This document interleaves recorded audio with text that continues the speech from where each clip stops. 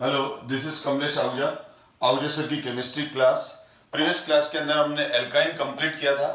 आज हम aromatic hydrocarbon discuss कर रहे हैं और इनमें हमारे सिलेबस में मेनली बेंजीन है। तो एरोमेटिक कंपाउंड्स क्या हैं, इसका जो फर्स्ट मेंबर है वो बेंजीन है। तो जैसे ये टॉलिन है, तो टॉलिन हो गया सब्स्टिट्यूटेड एरोमेटिक हाइड्रोकार्बन। ये जाइलिन है, तो अब जाइलिन मतलब दो CH3, जैसे ये CH3 टू CH3, ये भी सब्स्टिट्यूटेड एरोमेटिक हाइड्रोकार्बन हो गया। It is called ऑर्थोजाइलिन। ऑर्थोजाइलिन एक अच्छा सॉल्वेंट है। सिमिलरली अगर 2CH3 तो मेटाजाइलिन हो जाएगा, और अगर यहां पर है तो पैराजाइलिन हो जाएगा। तो ये paraxylene, these are toluene, xylene, alkyl benzene, these are substituted aromatic hydrocarbons.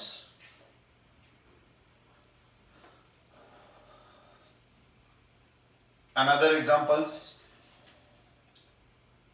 fused ring। यहां दो रिंग फ्यूज हो गई है, तो this is the naphthalene. Naphthalene, जो नेफ्थलीन है बेटा, इसको फ्यूज रिंग एरोमेटिक हाइड्रोकार्बन कहते हैं। अगर हम इस तरह से 3 रिंग्स फ्यूज कर दें तो इट इज कॉल्ड एंथ्रासीन।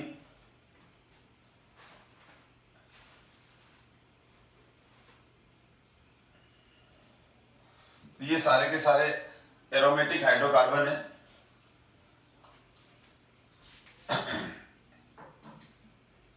बायोफिनाइल, ये बायोफिनाइल है, तो इट इज कॉल्ड बायोफिनाइल। तो कुछ एग्जांपल लिए मैंने एरोमेटिक हाइड्रोकार्बन्स के। अब हम और आगे डिस्कस करते हैं। तो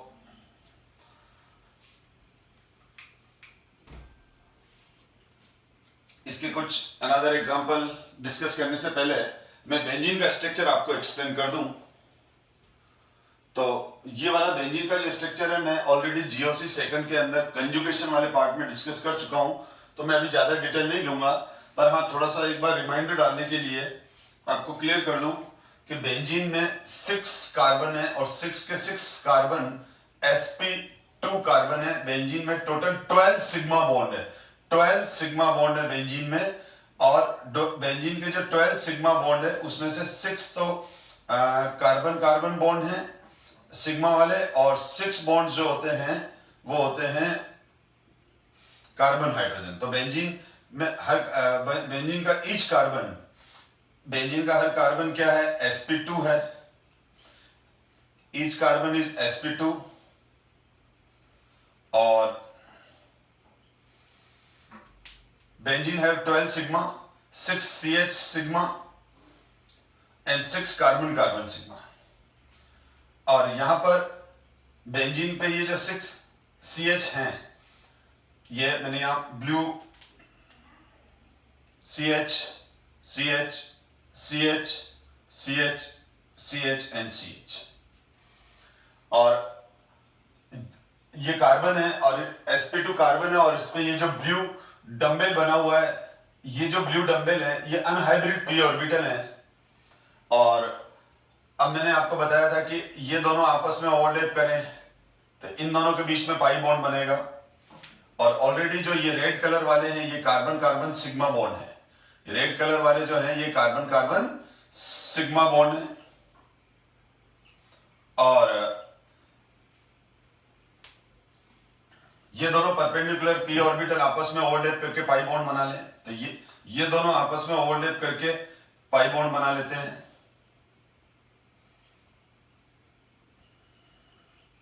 और इसी तरह से ये वाला है, तो ये अल्टरनेट पाई बॉन्ड बन जाएगा। तो इस तरह से या इस तरह से बोलूं मैं।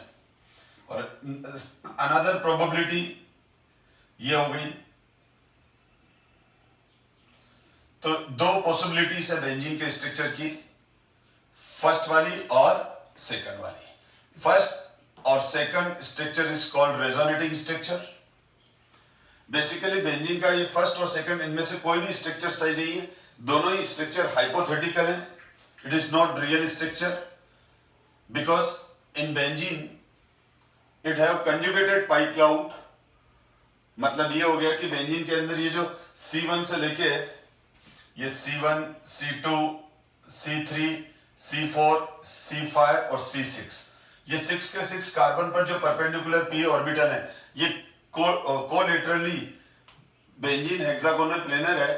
तो बेंजीन हेक्सागोनल प्लेनर है तो बेंजीन के 6 कार्बन पर जो परपेंडिकुलर p ऑर्बिटल्स हैं, जो ये परपेंडिकुलर p ऑर्बिटल्स हैं, ये सारे परपेंडिकुलर p ऑर्बिटल्स एक दूसरे को ओवरलैप कर देते हैं। यानी C1 वाला जो परपेंडिकुलर p ऑर्बिटल है वो C6 परपेंडिकुलर p ऑर्बिटल से भी ओवरलैप होगा तो C1 से भी हो गया।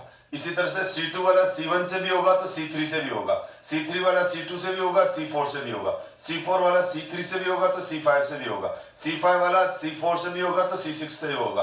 तो सारे आपस में एक दूसरे से ओवरलैप होकर इस तरह से एक कंजुगेटेड पाई क्लाउड बन जाएगा। और मैंने क्या कहा, बेंजीन हेक्सागोनल प्लेनर स्ट्रक्चर है तो 6 डम्बेल p ऑर्बिटल है, तो उसमें से एक लोब तो प्लेन के अबव है और दूसरा लोब प्लेन के बिलो है। तो प्लेन के अबव वाले लोब इस तरह से क्लाउड बना देते हैं और प्लेन के बिलो वाले इस तरह से क्लाउड बना देते हैं, और बेंजीन बीच में रहती है। Sandwich type. तो सैंडविच में जैसे जो दो ब्रेड के स्लाइड हैं, जो दो ब्रेड के स्लाइस हैं वो ये वाले हैं, और बीच में बेंजीन मसाले की तरह भरा हुआ है। तो कहने का मतलब ये हुआ कि बेंजीन में कंटिन्यूअस साइक्लिक कंजुगेटेड पाई क्लाउड होता है। इस पाई क्लाउड को हम कंजुगेटेड पाई क्लाउड और डीलोकलाइज्ड पाई क्लाउड कहते हैं। तो एक्चुअल एग्जिस्टिंग स्ट्रक्चर बेंजीन का यही है। तो बेंजीन के ये दोनों फर्स्ट और सेकंड जो डबल हेडेड एरो से शो किए हुए हैं, दीज आर रेजोनेटिंग स्ट्रक्चर, और थर्ड वन जो ये है वो हो जाएगा रेजोनेंस हाइब्रिड। तो बेंजीन का जो रेजोनेंस हाइब्रिड है वही एक्चुअल स्ट्रक्चर है, और उस बेंजीन का रेजोनेटिंग हाइब्रिड में इस तरह से हम या तो सर्कल लगा देते हैं या फिर इससे डॉटेड लाइन लगा देते हैं। वैसे डॉटेड लाइन वाला प्रेजेंटेशन ज्यादा फेमस है, ज्यादा प्रचलित है। बेंजीन में 6 ही कार्बन के बीच की जो बॉन्ड लेंथ है वो सेम है। यानी बेंजीन में ये वाला कार्बन बॉन्ड लेंथ भी 1.39 है, ये भी 1.39 है, ये भी 1.39 है, ये वाला बॉन्ड लेंथ भी 1.39 है, ये भी 1.39 है, ये भी 1.39 है। तो बेंजीन का जो बॉन्ड लेंथ है वो 1.39 एंगस्ट्रॉम है। तो ये डबल बॉन्ड से तो स्मॉलर है बेंजीन का कार्बन बॉन्ड लेंथ, सॉरी ये सिंगल बॉन्ड से तो स्मॉलर है, क्योंकि कार्बन सिंगल बॉन्ड का जो बॉन्ड लेंथ होता है, कार्बन सिंगल बॉन्ड होता है 1.54 एंगस्ट्रॉम, और कार्बन डबल बॉन्ड लेंथ होता है 1.34 एंगस्ट्रॉम।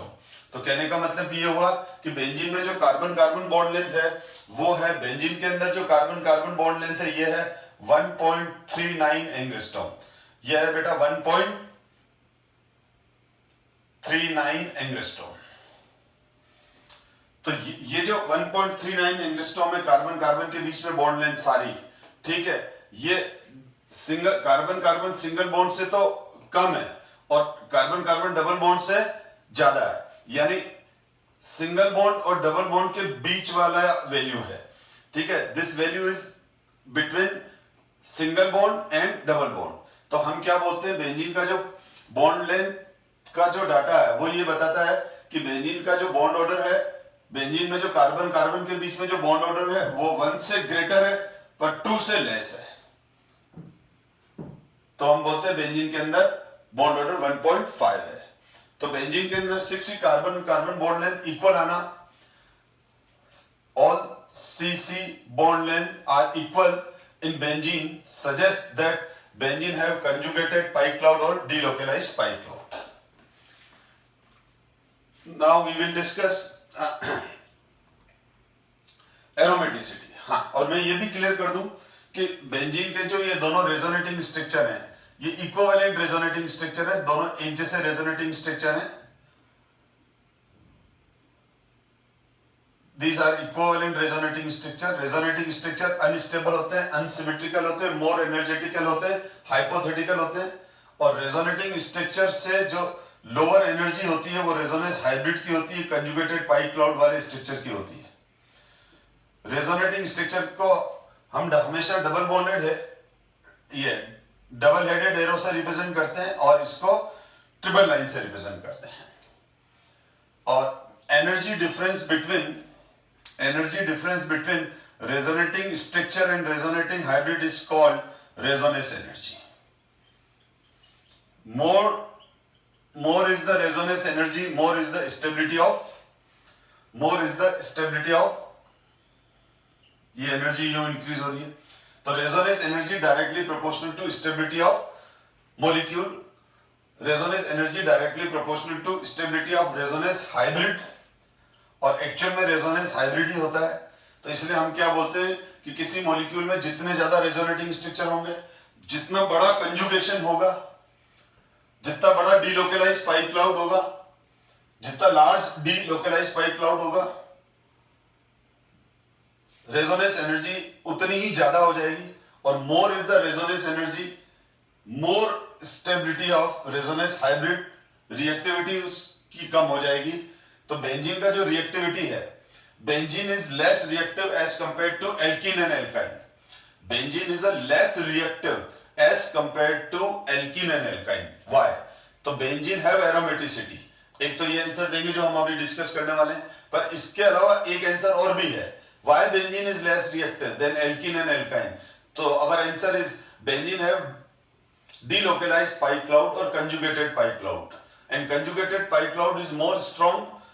तो उस वजह से क्या होगा, उस कंजुगेटेड पाई क्लाउड को ब्रेक होने में ज्यादा एनर्जी चाहिए, तो वो रिएक्शन हायर एनर्जी होने पर ही स्टार्ट करेगा, मतलब वो बेंजीन लेस रिएक्टिव हो गया। कोई भी रिएजेंट, अगर कोई भी रिएक्टिंग मॉलिक्यूल, कोई भी रिएजेंट या मैं बोलूं कोई भी रिएक्टिंग मॉलिक्यूल जब बेंजीन से रिएक्ट करता है तो उसको रिएक्ट करने में दिक्कत आती है, वो हार्डली रिएक्ट करेगा, स्लोली रिएक्ट करेगा। तो ये हमने बेंजीन के स्ट्रक्चर के बारे में डिस्कस किया, साथ में रेजोनेंस भी एक तरह से रिवाइज ही हो गया हमारा। और किसी भी मॉलिक्यूल की जो एक्चुअल प्रॉपर्टी है वो उसके रेजोनेंस हाइब्रिड से ही डिफाइन की जाती है। अब हम बात करते हैं एरोमेटिक कंपाउंड, एक स्पेशल टाइप के कंपाउंड्स हैं।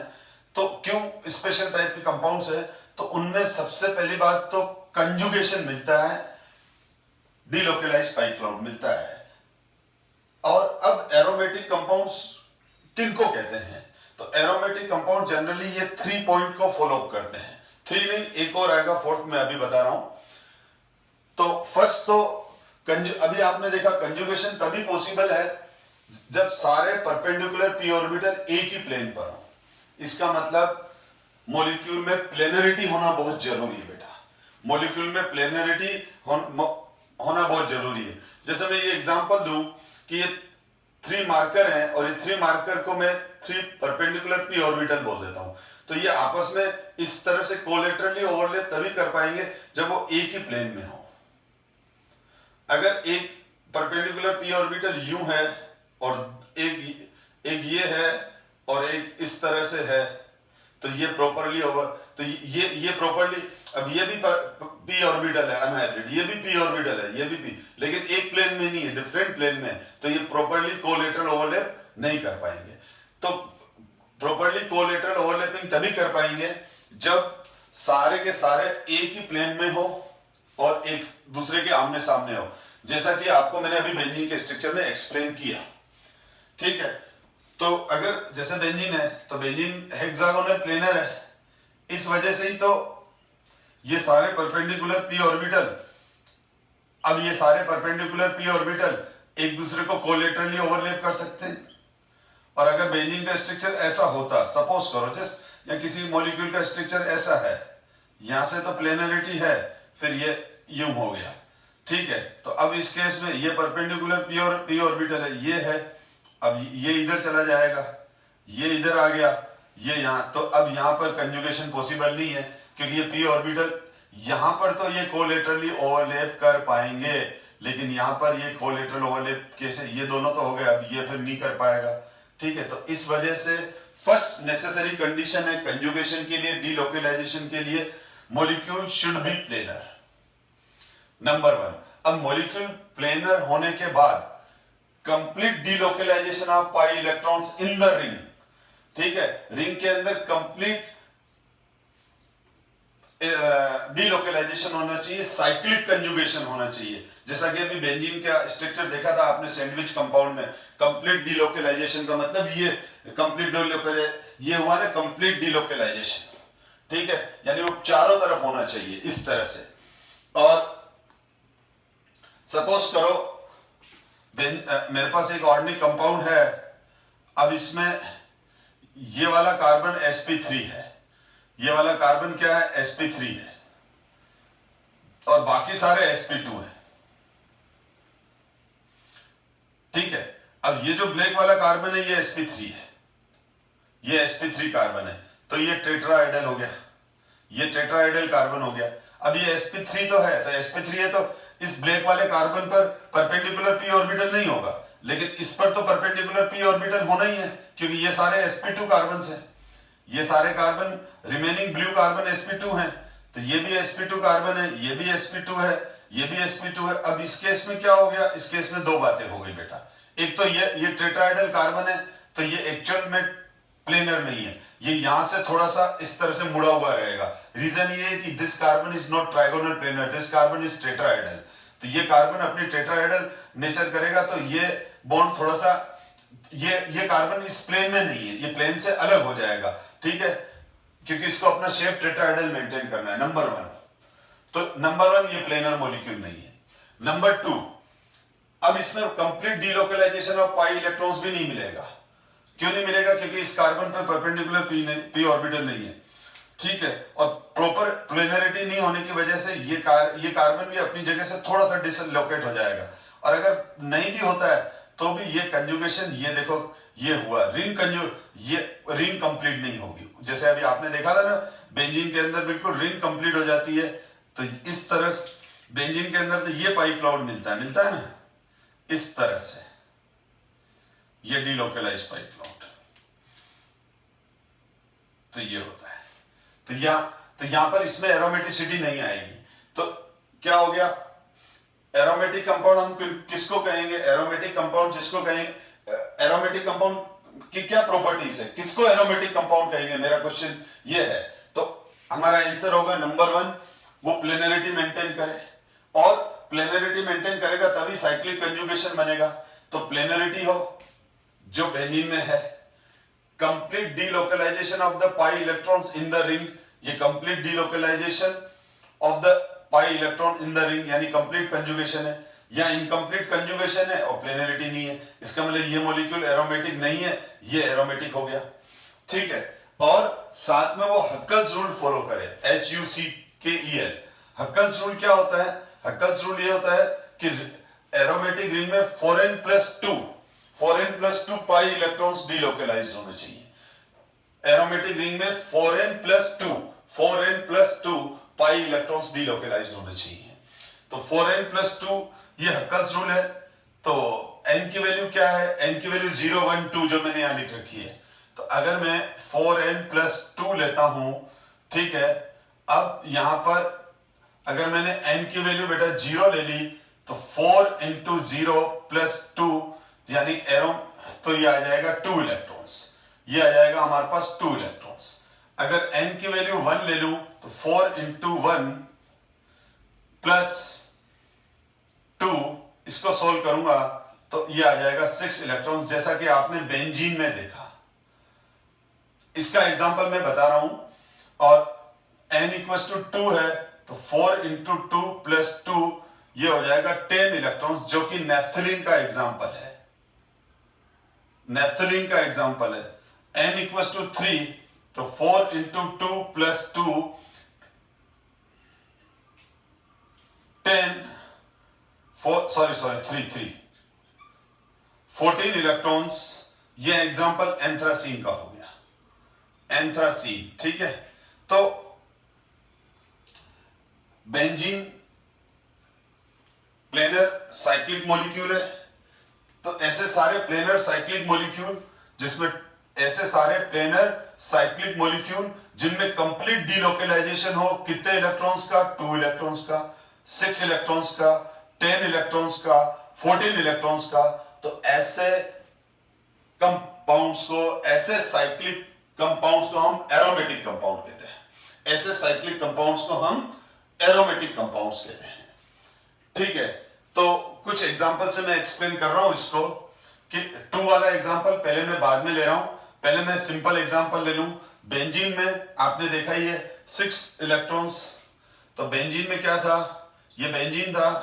तो बेंजीन के अंदर बेंजीन है और ये हमारा नेफ्थलीन है, और ये इधर एंथ्रासीन है।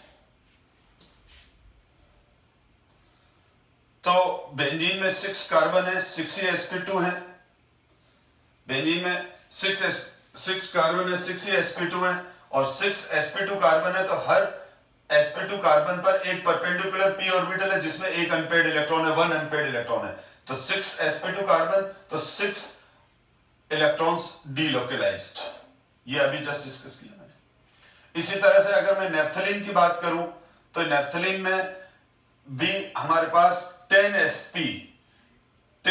sp2 कार्बन है। नेफ्थलीन है 10 sp2 कार्बन। ओके, और each carbon have 1 unpaired electron. तो ये रेड डॉट इनका अनपेयर्ड इलेक्ट्रॉन बता रहे हैं। तो 1 2 3 4 5 6 7 8 9 10 इलेक्ट्रॉन्स डीलोकलाइज हो गए। तो ये 10 के 10 इलेक्ट्रॉन्स डीलोकलाइज हो गए। इस तरह से इनके पाई ऑर्बिटल्स कंटिन्यूअस ओवरलैप कर लेंगे। और ये जो रेड वाला बना दिया मैंने, circle, ring, this is the cyclic conjugation और complete delocalisation of the pi electron. तो ये हो गया बेटा। ठीक है, इसी तरह से यहां पर भी नेफ्थलीन में भी ये सारे कॉर्नर्स sp2 कार्बन है, और हर कार्बन पर क्या है? Every carbon have 1 unpaired electron. यहां पर जो परपेंडिकुलर p ऑर्बिटल है उनके ये रेड वाले इलेक्ट्रॉन्स है। और ये देखो, इसमें 14 इलेक्ट्रॉन से काउंट करो तो ये 14 रेड डॉट्स है। और ये 14 के 14 p ऑर्बिटल्स एक दूसरे को आपस में कंजुगेट करेंगे और एक बड़ा सा डीलोकलाइज्ड पाई क्लाउड बनाएंगे। तो सबसे बड़ा कंजुगेटेड पाई क्लाउड इसमें है, सबसे ज्यादा डीलोकलाइजेशन इसमें है। तो बेंजीन, नेफ्थलीन और एंथ्रासीन। तो अगर आपसे कहीं पूछे तो बेंजीन, नेफ्थलीन एंड एंथ्रासीन, ये तीनों के तीनों molecules, these 3 molecules follow aromaticity. It have 6, it have 10, it has 14 delocalized pi cloud, complete delocalization of pi cloud है इसमें, प्लेनर मॉलिक्यूल है। तो जो एरोमेटिसिटी की जो कंडीशंस है वो तीनों मॉलिक्यूल फॉलो कर रहे हैं। बेंजीन से मोर होगी रेजोनेंस एनर्जी नेफ्थलीन की, और नेफ्थलीन से मोर होगी रेजोनेंस एनर्जी एंथ्रासीन की। तो एंथ्रासीन है highest resonance energy out of benzene, naphthalene and anthracene. Anthracene is more stable because it have more resonance structure and more long conjugated delocalized pi cloud. Aromatic compounds का ये तो structure के base पर definition है बेटा, और aromatics के जितने भी कंपाउंड्स हैं वो एक कैरेक्टरिस्टिक रिएक्शन देते हैं, इलेक्ट्रोफिलिक सब्स्टिट्यूशन रिएक्शन। तो all aromatic compounds have planarity, complete delocalized pi electronic cloud in the ring. Third, follows 4n plus 2 pi electrons rule, that is Huckel's rule. Fourth, aromatic compound have large resonance energy, therefore aromatic compounds are more stable as compared to aliphatic unsaturated organic compounds. And another last one is all aromatic compounds gives characteristic reaction, electrophilic substitution reaction. यानी अगर मैं simple बात बोलूं तो aromatic में planarity होती है, उनके रिंग में कंप्लीट डीलोकलाइज्ड पाई इलेक्ट्रॉन्स होते हैं। वो 4n+2 पाई इलेक्ट्रॉन्स डीलोकलाइजेशन वाला 4n+, वापस सुन लो। एरोमेटिक कंपाउंड्स प्लेनर होते हैं, नंबर 1। एरोमेटिक कंपाउंड्स के रिंग के अंदर कंप्लीट डीलोकलाइज्ड पाई इलेक्ट्रॉन्स होता है, नंबर 2। अब नंबर 3 वाला जो पॉइंट है वो follow 4n+2 pi electrons हक्कल rule. 4th, aromatic compound have more resonance energy, therefore aromatic compound is more stable as compared to unsaturated aliphatic compounds or non-aromatic compounds. Final, all aromatic compound gives characteristic reaction electrophilic substitution. अब electrophilic substitution reaction क्या है मैं अभी कोशिश करूंगा इसी class में start करने की, नहीं तो हम नेक्स्ट क्लास में देखेंगे, क्योंकि पहले हमको अभी थोड़ा सा और एरोमेटिसिटी को समझना है। तो एरोमेटिसिटी के अंदर अभी तक आपको लग रहा होगा कि बेंजीन, नेफ्थलीन, एंथ्रेसीन, यानी बेंजीन और बेंजीन जैसे कंपाउंड ही एरोमेटिसिटी रखते हैं, ऐसा जरूरी नहीं है। कुछ और डिफरेंट मॉलिक्यूल्स भी हैं जो एरोमेटिसिटी शो करते हैं। मैं एक एग्जांपल ले रहा हूं। ये हमारे पास एक आयन है,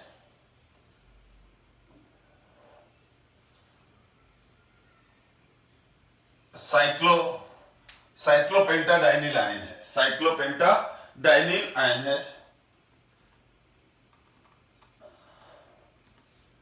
थोड़ा सा स्पेस चाहिए इसलिए मैंने, अब मैं कुछ ध्यान देना बेटा, ये एक आयन के बारे में डिस्कस कर रहे हैं हम।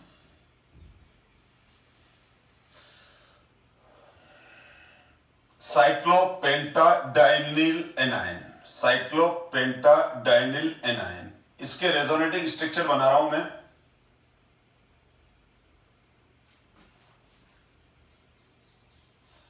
और एक बहुत ही बढ़िया क्वेश्चन है आपसे मैं पूछ रहा हूं क्वेश्चन कि बेंजीन का जो आईयूपीएसी नेम है, बेंजीन का जो आईयूपीएसी नेम है वो 1 2 3 4 5 6।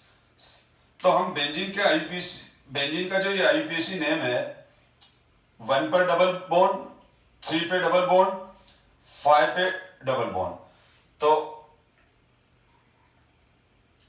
Hexa 1 3 5 try in this I. क्या बेंजीन का ये आईयूपीएसी नेम सही है या गलत है? हेक्सा सॉरी साइक्लोहेक्सा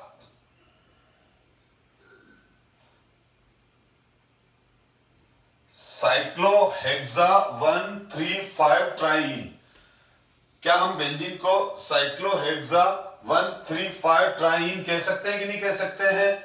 मैंने क्वेश्चन मार्क लगा दिया, यस और नो। यस तो मुझे बताओ ऐसा क्यों, और नो तो मुझे बताओ ऐसा क्यों। This is wrong IUPAC name. Benzene अगर हम बेंजीन का आईयूपीएसी नेम साइक्लोहेक्सा 1 3 5 ट्राइन लिख दें तो हम ये बोल रहे हैं कि बेंजीन में जो पाई बॉन्ड है वो 1 3 और 5 कार्बन पर है, जबकि ऐसा नहीं है। यानी अगर हम ऐसा नेम लिखते हैं तो ऐसा नेम लिखते ही ये रॉन्ग इसीलिए है, इस नेम का क्या मतलब निकलता है, what you mean by this name? इस नेम का मतलब ये निकलता है कि बेंजीन में डीलोकलाइज्ड पाई क्लाउड, बेंजीन में डीलोकलाइज्ड पाई क्लाउड नहीं है, लोकलाइज्ड पाई क्लाउड है। यानी एक पाई 1 और 2 कार्बन के बीच में है, दूसरा 3 और 4 के बीच में है, और 5 यानी 1 और 6 के बीच में पाई बॉन्ड नहीं है, 2 और 3 के बीच में पाई बॉन्ड नहीं है, 4 और 5 के बीच में पाई बॉन्ड नहीं है, जो कि गलत है। पाई बॉन्ड तो चारों तरफ है, मतलब पूरी रिंग में है। तो डीलोकलाइज्ड पाई क्लाउड होने की वजह से हम पाई बॉन्ड की पोजीशन को डिफाइन नहीं कर सकते, इसीलिए बेंजीन को हम साइक्लोहेक्सा 1,3,5 ट्राईइन नहीं बोल सकते और न ही साइक्लोहेक्सा ट्राईइन बोल सकते, क्योंकि उसमें 3 पाई बॉन्ड नहीं है। ट्राईइन का मतलब 3 पाई बॉन्ड। बेंजीन में 3 पाई बॉन्ड है? नहीं, बेंजीन में 1 पाई बॉन्ड है। बेंजीन में 1,6 इलेक्ट्रॉन्स का डीलोकेलाइज्ड पाई क्लाउड है। बेंजीन में 1,6 इलेक्ट्रॉन्स का डीलोकेलाइज्ड पाई क्लाउड है। इस वजह से एरोमेटिक के IUPAC नेम जनरल रूल के अकॉर्डिंग नहीं चलते हैं, उनके नेम भी फिर स्पेसिफिक देने पड़ते हैं, क्योंकि उनमें कोई भी चीज एक जगह फिक्स नहीं है, डीलोकेलाइज्ड है, कंजुगेटेड है। ठीक है, तो ये बहुत अच्छा क्वेश्चन था। अगर आपसे कोई टीचर पूछ ले कि हम बेंजीन को साइक्लोहेक्साट्राईन क्यों नहीं बोल सकते हैं, तो अगर बोलेंगे तो हम बोलेंगे बेंजीन में 3 अल्टरनेट पाई बॉन्ड हैं जो कि नहीं होते हैं। आ जाए हम इस पे, अगर हम इस मॉलिक्यूल की बात करें तो ये है साइक्लोहेक्स। एक मिनट में इसका स्ट्रक्चर और वेल क्लियर कर दूं। ये हो गया हमारा CH CH CH CH and CH। ये डबल बॉन्ड, ये डबल बॉन्ड, ये पाई बॉन्ड, यानी ये भी ऑर्बिटल है, लोन पेयर ऑर्बिटल है। तो इस पे क्या होगा देखो, अब इस कार्बन पर भी परपेंडिकुलर p ऑर्बिटल है, इस पे भी परपेंडिकुलर p ऑर्बिटल है, इस पे भी परपेंडिकुलर p ऑर्बिटल है, तो ये सारे sp2 कार्बन है। ठीक है, और सब पे क्या है, परपेंडिकुलर p ऑर्बिटल है, और यहां पर एक परपेंडिकुलर लोन पेयर है। तो होता क्या है, यहां पर भी ये सारा कंजुगेशन हो जाता है। यहां पर क्या हो जाता है, इन ये 1 2 3 4 1 2 3 4 इन चारों के तो परपेंडिकुलर p ऑर्बिटल, और इस कार्बेनाइन का ये लोन पेयर ऑर्बिटल आपस में कंजुगेट हो जाते हैं, आपस में कंजुगेट हो जाते हैं। कंजुगेशन के लिए तो क्या चाहिए, ऑर्बिटल पास पास में होने चाहिए। हम 10-12 जने बिल्कुल पास पास में खड़े हैं, तो हमारे जो शोल्डर्स हैं वो एक दूसरे को ओवरलैप करेंगे ही करेंगे, टच करेंगे ही करेंगे। ठीक है, तो यहां पर क्या हो जाता है, तो इसके अंदर भी बेसिकली ये जो इसको बोलते हैं हम, इस आयन को बोलते हैं cyclopentadienyl ion, dienyl anion negative ion, cyclopentadienyl anion. Dienyl वाइल इसलिए लगा दिया क्योंकि एक H एटम कम है इसमें यहां पर। ठीक है, अच्छा अब ये ध्यान दो, जैसे CH4 मीथेन है, एक हाइड्रोजन हटा दो तो मिथाइल। तो यहां पर जो हो गया वो इसके अंदर भी क्या हो जाता है, यहां पर ये जो 4 p ऑर्बिटल्स है, यानी ये दोनों ये पाई बॉन्ड दोनों हैं। ठीक है, तो यहां पर भी sp2 sp2 sp2 sp2, तो इन यहां पर जो परपेंडिकुलर p ऑर्बिटल्स है और ये लॉन पेयर वाला ऑर्बिटल है, ये एक दूसरे को कंजुगेट करता है, इसीलिए इसको इस तरह से लिखते हैं। इसका करेक्ट स्ट्रक्चर ये है। तो अब क्या हो गया, ये साइक्लिक स्ट्रक्चर, ये प्लेनर स्ट्रक्चर है, यस। इसमें complete delocalisation of pi electron है, यस। इसमें हक्कल रूल 4n+2 इलेक्ट्रॉन्स डीलोकेलाइज हो रहे हैं, यस। 6 इलेक्ट्रॉन्स हो रहे हैं, काउंट कर लो, 6 काउंट करके बताओ, ये रहा 1 2 3 4 5 6। तो ये भी तो एरोमेटिसिटी की सारी कंडीशन को फॉलो अप कर रहा है। एरोमेटिक कंपाउंड की जो कंडीशन है उसको फॉलो अप कर ही रहा है। प्लेनर साइक्लिक स्ट्रक्चर है, यस। रिंग में कंप्लीट डीलोकेलाइज्ड इलेक्ट्रॉनिक क्लाउड है, रिंग में कंजुगेशन है, यस।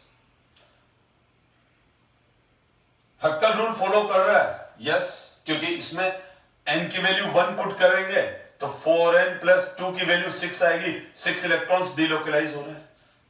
हाई रेजोनेंस एनर्जी है, बिल्कुल है, क्योंकि इसके अभी रेजोनेटिंग स्ट्रक्चर बना के बता रहा हूं, बहुत सारे बनेंगे। तो ये एरोमेटिक एनायन हो गया, ये एरोमेटिक एनायन हो गया। और एरोमेटिक एनायन होने की वजह से क्या हो जाएगा, इसकी स्टेबिलिटी अच्छी खासी हो जाएगी। तो cyclopentadienyl anion have a extra stability, yes, due to presence of aromaticity. बात रही अब इसके रेजोनेटिंग स्ट्रक्चर अगर एग्जाम में बनाने को आ जाए तो कैसे बनेंगे देखो। तो यहां पर क्या हो जाएगा, ये बॉन्ड यू ब्रेक कर लो, क्योंकि हमेशा पाई बॉन्ड, हमेशा ध्यान रखो पाई बॉन्ड को दूर तोड़ो, पाई बॉन्ड को दूर तोड़ो, यानी pi bond break away from negative charge, pi bond break away, pi bond break away from negative charge. Negative charge से पाई बॉन्ड हमेशा दूर की तरफ टूटता है, क्योंकि अगर आपने यूं तोड़ दिया तो ये दोनों नेगेटिव है, अगर आपने उल्टा तोड़ दिया, सपोज करो आपने उल्टा तोड़ दिया, तो यहां पर नेगेटिव चार्ज आ गया और यहां पर भी नेगेटिव है, तो नेगेटिव नेगेटिव रिपेल करेंगे ना। अगर आपने बॉन्ड यूं तोड़ दिया तो नहीं, बॉन्ड यूं ही टूटेगा। जब बॉन्ड यूं टूटेगा तो प्लस यहां आएगा, माइनस यहां आएगा, और ये प्लस और माइनस पास पास में रहेंगे नहीं, अपनी बॉन्डिंग कर लेंगे। फिर क्या होगा, फिर यहां पर वापस देखो, ये पाई बॉन्ड यूं तोड़ दो, बिल्कुल ये नेगेटिव चार्ज है तो पाई बॉन्ड इधर आ जाएगा, पाई बॉन्ड इधर आ जाएगा तो हमारे पास नेगेटिव यहां अपीयर हो जाएगा, ये पॉजिटिव नेगेटिव आया, ये बॉन्ड बन गया, जबकि ये साइमल्टेनियसली प्रोसेस है। फिर ये यूं ब्रेक कर दो, तो ये पाई बॉन्ड तो ऑलरेडी है, पर ये यूं ब्रेक हुआ तो नेगेटिव चार्ज यहां आया और पॉजिटिव ये आया। फिर ये यूं ब्रेक कर दिया इस तरह से, pi bond always break away from negative charge, ये हो गया। तो हमारे पास टोटल मिला के इसके 5 रेजोनेटिंग स्ट्रक्चर बन गए, 5 रेजोनेटिंग स्ट्रक्चर बन गए जो दिख ही रहे हैं। These are 5 resonating structure, और ये इसका रेजोनेंस हाइब्रिड हो गया। अब इस रेजोनेंस हाइब्रिड को दो तरह से लिख सकते हैं, क्योंकि नेगेटिव चार्ज पांचों ही कार्बन पे आ रहा है तो रिंग बना के नेगेटिव सेंटर में लिख सकते हैं, और कुछ बुक्स में इस तरह से भी लिखा हुआ हो तो आप बच्चों को परेशान नहीं होना है, ध्यान दो। ये तो पूरा डीलोकलाइज पाई क्लाउड जैसे बेंजीन में लिख दिया, हर कार्बन पर नेगेटिव चार्ज आ रहा है, फर्स्ट टू 5 और 5 कार्बन है possesses negative charge in any resonating structure, जैसे यहां पर यहां है, तो पांचों ही कार्बन पे बेस्ट प्रेजेंटेशन ये है। तो ये बात क्लियर हो गया कि एरोमेटिक कंपाउंड बेंजीन और बेंजीन जैसे नहीं, कोई नेगेटिव आयन में भी एरोमेटिक कैरेक्टर हो सकता है, किसी नेगेटिव में भी एरोमेटिक कैरेक्टर हो सकता है।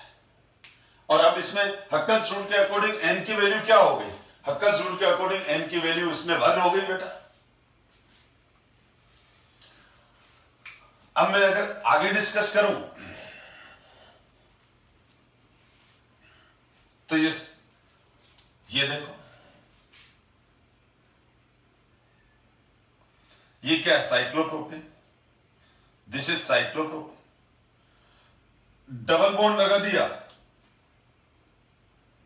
तो इसका नाम हो गया साइक्लोप्रोपीन, पॉजिटिव चार्ज लगा दिया तो इसका नाम हो गया साइक्लोप्रोपीनियम आयन। अब आपने जैसे पिछला वाला एग्जांपल देखा साइक्लोपेंटाडाइनिल एनायन, तो मैंने वापस ये नहीं बताया कि डबल बॉन्ड कहां है, कहीं नहीं हो, तो चारों तरफ डीलोकलाइज है, पूरी रिंग में कंप्लीट डीलोकलाइज्ड है। अब ये साइक्लोप्रोपीनियम आयन हो गया, साइक्लोप्रोपीनियम आयन। तो आप देख लो साइक्लोप्रोपीनियम आयन में भी क्या होगा, साइक्लोप्रोपीनियम आयन में भी बेटा 3sp2 कार्बन्स हैं, 3sp2 कार्बन हैं, क्या है, 3sp2 कार्बन है।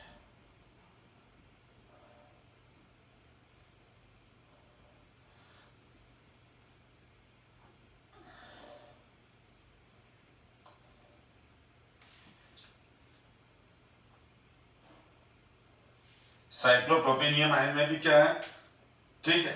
अब देखो इसमें एक रेजोनेटिंग स्ट्रक्चर ये आ जाएगा, यानी ये पाई बॉन्ड इधर आ जाए, ये इसका एक या फिर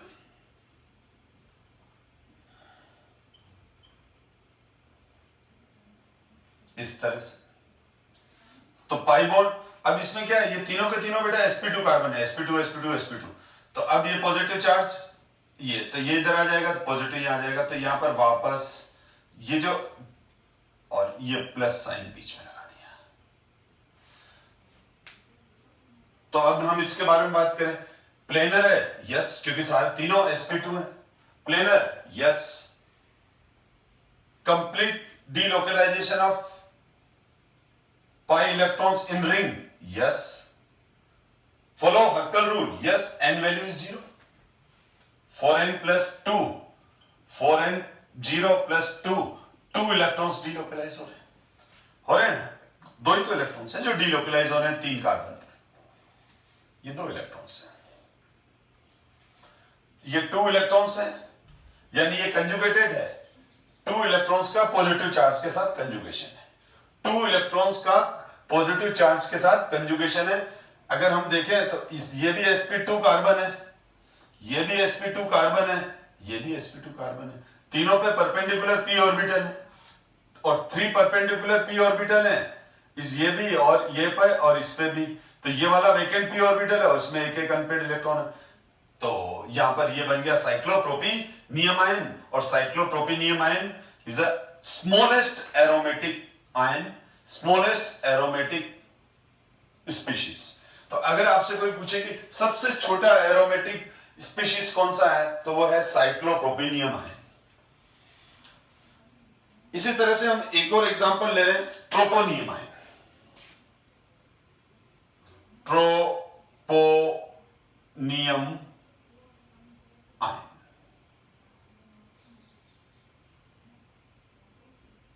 अब मैं इसके रेजोनेटिंग स्ट्रक्चर नहीं बनाऊंगा, 7 रेजोनेटिंग स्ट्रक्चर बनेंगे तो काफी टाइम खर्च हो जाता है बेटा। तो यहां पर हम ध्यान देना,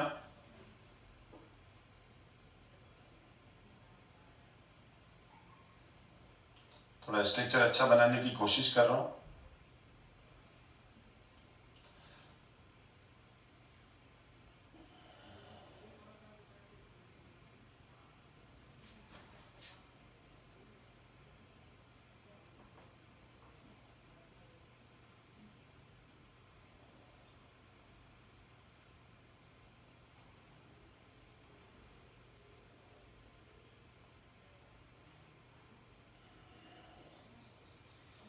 तो यहां पर ये sp2 कार्बन है, सारे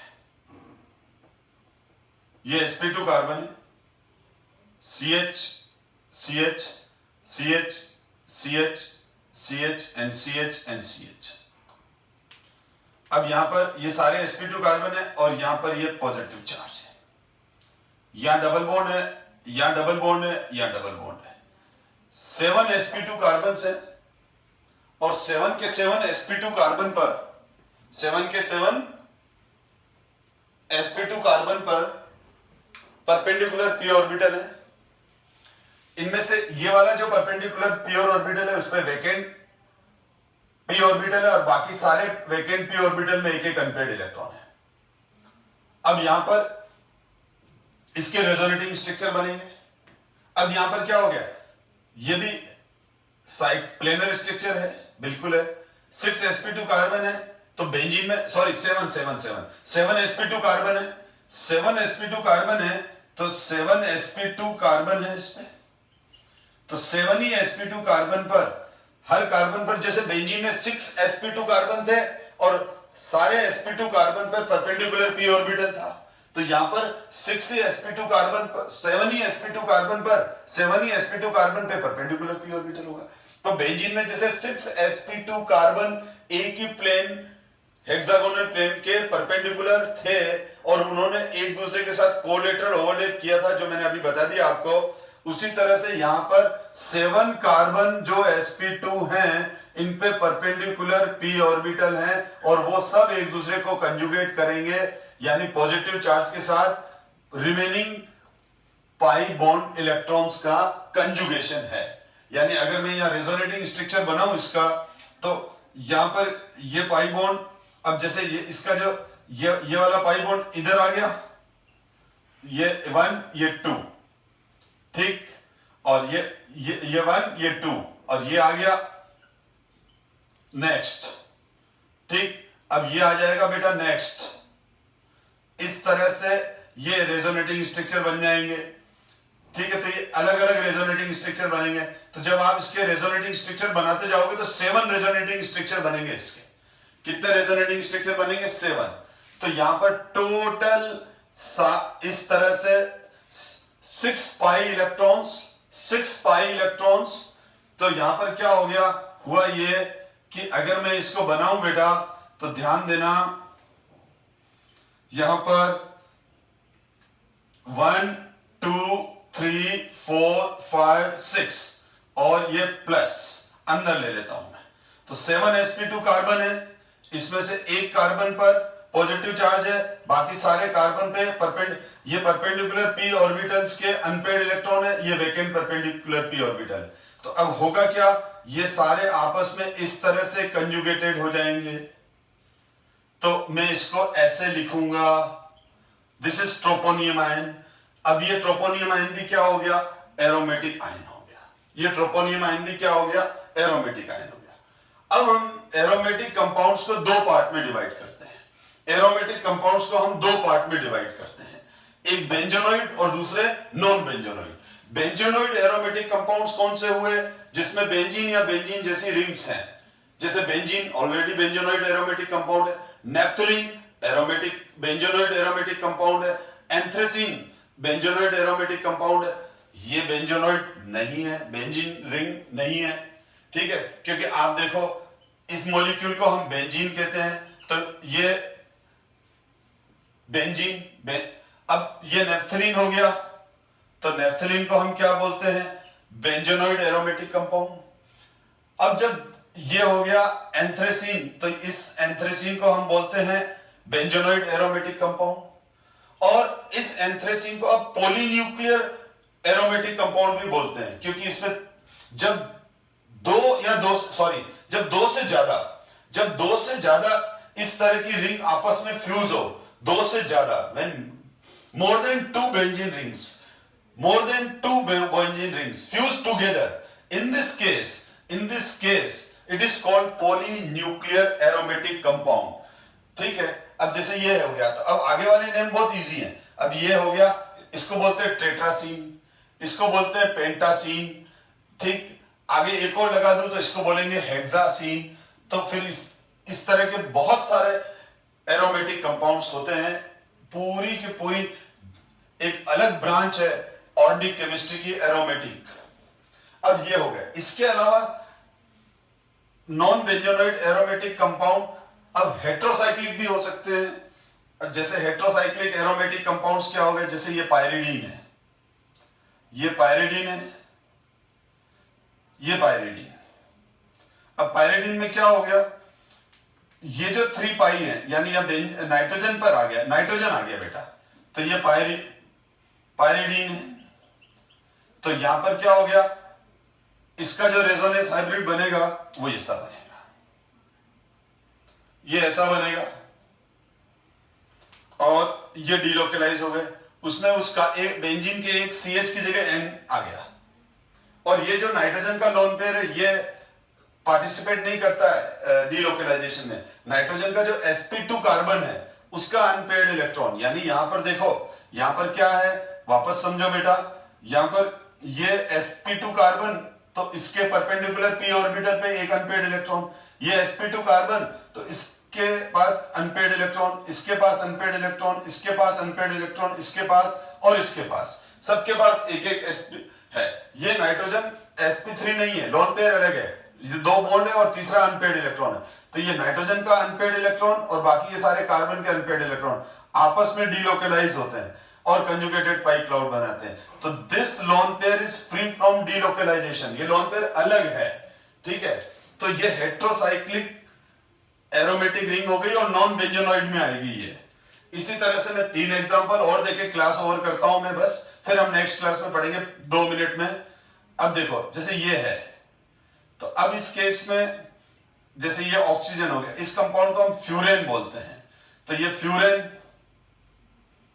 फ्यूरेन भी aromatic non benzenoid aromatic compound है, क्योंकि इसमें एक नाइट्रोजन का जो लोन पेयर है वो इन 2 पाई बॉन्ड के साथ डीलोकेलाइज होता है, तो ये यहां पर ये डीलोकेलाइज होगा। फ्यूरेन एरोमेटिक कंपाउंड है जो नॉन बेंजोनॉइड हेट्रोसाइक्लिक है। इसी तरह से यहां सल्फर है, तो इसको हम थायोफीन बोलते हैं, थायोफीन कहते हैं बेटा। और थायोफीन में भी क्या है, ये sp2 कार्बन, ये sp2 कार्बन और sp2 कार्बन, sp2 कार्बन। तो ये sp2 कार्बन है, तो ये ब्लू वाले अनहाइब्रिड p ऑर्बिटल के अनपेयर्ड इलेक्ट्रॉन है, और ये लोन पेयर के साथ कंजुगेट हो जाता है, लोन पेयर के साथ कंजुगेट हो जाता है। ये बात अलग है कि बुक के अंदर फ्यूरेन का जो फॉर्मूला लिखा रहता है वो ये वाला लिखा हुआ सीधा ऐसा लिखा रहता है, यानी सिंपल बना हुआ रहता है इस तरह से। It is called furan, it is called thiophene. ठीक है, अब अगर इसमें नाइट्रोजन आ जाए यहां पर NH, ठीक है, तो अब इस केस में तो हम इसको पायरेन कहते हैं। क्या कहते हैं? पायरेन। तो पायरेन, फ्यूरेन, थायोफीन ये भी एरोमेटिक कंपाउंड है, और अब हम आगे नेक्स्ट क्लास में डिस्कस करेंगे डिटेल में। Thank you so much my dear student.